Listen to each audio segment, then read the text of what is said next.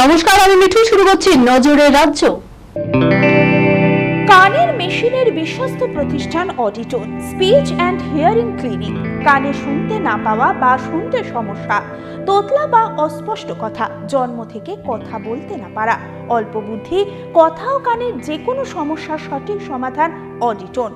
অভিজ্ঞ চিকিৎসকদের পরিষেবার সাথে পাবেন কানে শোনার পরীক্ষা ও যন্ত্র, কান ও গলার ছবি, speech therapy, OAE, BERA, ASSR, ENG, VNG, ইকজি, ভেস্টিবুলার, সাইকোলজিক্যাল পরীক্ষা ও কাউন্সিলিং। বিশদে জানতে যোগাযোগ করুন।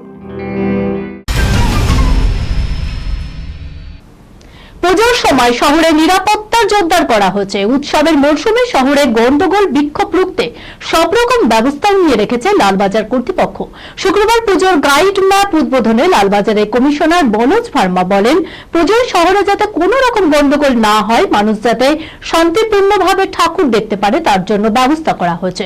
কোথাও কোনো অসুবিধা হলে পুলিশের হেল্পলাইনে ফোন করে সাহায্য চাইতে পারে। পুলিশ সব রকম সহযোগিতাই করবে।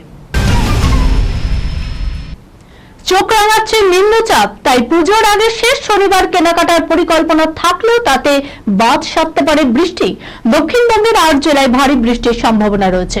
কলকাতা সহ সব জেলাতেই বজ্রবিদ্যুৎ সহ বৃষ্টির সতর্কতা জারি করা হয়েছে। হালকা থেকে মাঝারি বৃষ্টিতে ভিজতে পারে হুগলির উত্তর ও দক্ষিণ 24 পরগনা, পূর্ব ও পশ্চিম বর্ধমান, বীরভূম, মুর্শিদাবাদ ও নদিয়া। রবিবারও আংশিক মেঘলা আকাশ থাকার সম্ভাবনা রয়েছে। নারী সুরক্ষায় একের পর এক পদক্ষেপ পূর্ব মেদিনীপুর জেলা পুলিশের। স্কুল ছাত্রীরা যাতে নিজের সুরক্ষায় অস্ত্র নিজেরাই হতে পারে, তার জন্য ক্যারাটে প্রশিক্ষণ চালু করা হয়েছিল।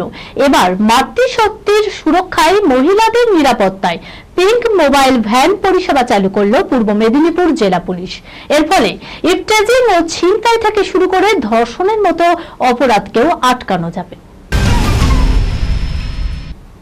8ই অক্টোবর সিনেমা হলে মুক্তি পাবে বহুরূপী।